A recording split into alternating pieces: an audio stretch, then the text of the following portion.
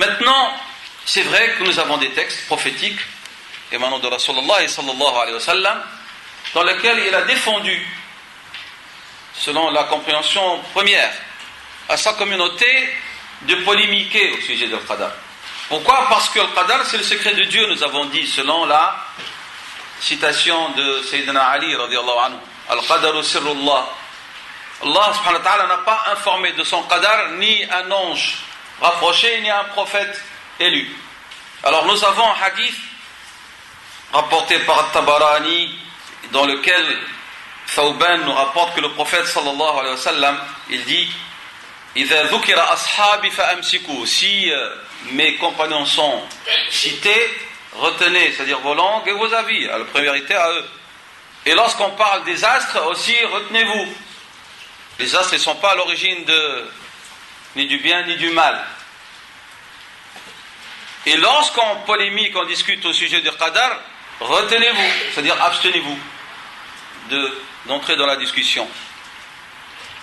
إِذَا ذُكِرَ أَصْحَابِ, il sous-entend, c'est-à-dire vous parlez d'eux, quelqu'un parle d'eux en mal. Ne participez pas à ça. Et lorsqu'on commence à parler de l'influence des astres, là, de l'astrologie, abstenez-vous. Et lorsqu'on parle de Qadar, abstenez-vous. Ça, c'est un hadith. Deuxième hadith, le prophète sallallahu alayhi wa sallam a dit à ses compagnons: Azamtu alaykum. Azim, al-azim en arabe veut dire l'ordre. Vous avez en opposition avec le rukhas, les permissions, al-azaim, c'est les obligations, les devoirs. Les devoirs dont on doit s'acquitter, ça s'appelle l'aza'im, singulier azima. Et en opposition avec le rukhas, ou le rukhsa. Et donc azamtu, je vous ordonne de ne pas polémiquer au sujet du Qadar. Le hadith est apporté par l'imam Tirmidhi dans ses sunan et les chez Ibn Majah aussi. Et selon certains spécialistes, ils l'ont jugé Hassan, ce hadith. Donc, en apparence, ce hadith, qu'est-ce qu'il nous indique? De ne pas discuter, de ne pas parler de cette question d'Al-Qadar. Et si on a une compréhension superficielle, c'est-à-dire jamais il faut en débattre. Mutlaqan. Nos savants disent non, c'est cela le sens voulu par Rasulullah sallallahu alayhi wa sallam. Il nous a interdit de polémiquer. Et deuxièmement, de s'opposer à Allah subhanahu wa ta'ala. Par quoi? Par l'évocation de Qadar. L'insan, il vient ya'tarid. Il proteste, il conteste. Il n'accepte pas qu'Allah subhanahu wa ta'ala lui demande de faire ou de ne pas faire en justifiant cela par le Qadar. Autre chose, il nous demande, les hadiths nous demandent, Rasul sallam, de ne pas discuter de ce sujet si on est ignorant. De toute façon, et cette règle, elle est de mise dans tous les sujets. Le musulman, la musulmane ne doit pas discuter de ce dont il ignore. Musiba hadi, quand l'insan jahil, il est ignorant et il parle. Et ça, c'est le pire des individus dans notre religion.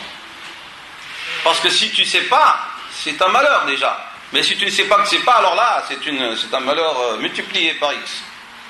Peut-être que le musibatu a'zamu. C'est pire. Lorsqu'on sait qu'on ne sait pas, c'est déjà pas mal, et encore meilleur lorsqu'on sait qu'on ne sait pas et on demande du savoir. Alors là, on est étudiant.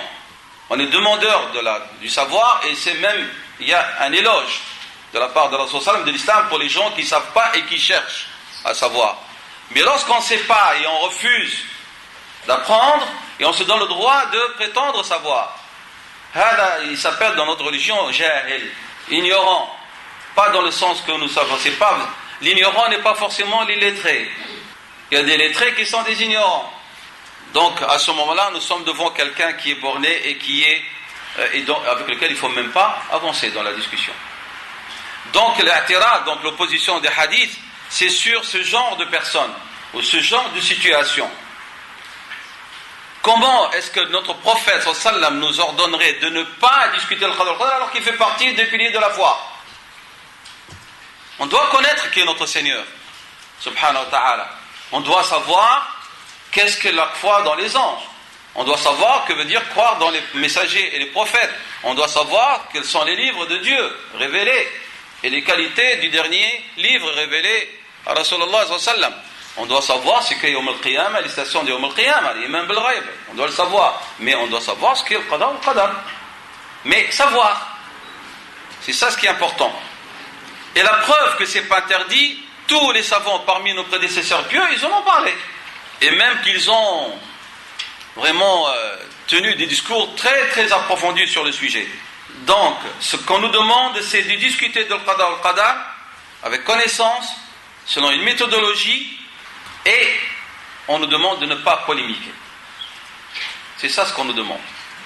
Connaissance avec une certaine méthodologie et qu'on ne tombe pas dans la polémique. Ce sont les conditions si on veut parler de ce sujet. Nos savants disent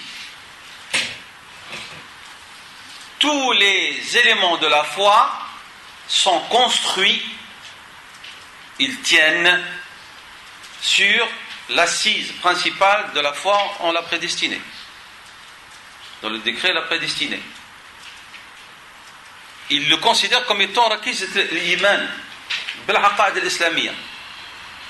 L'iman bil qada wal qadar. Rappelez-vous ce qu'a dit tout à l'heure Abu Hanifa et les autres. Ils nous ont dit qu'il est rakiz al-tawhid. Celui qui nie le qada wal qadar, il nie son tawhid. Il dément lui-même son tawhid par sa négation.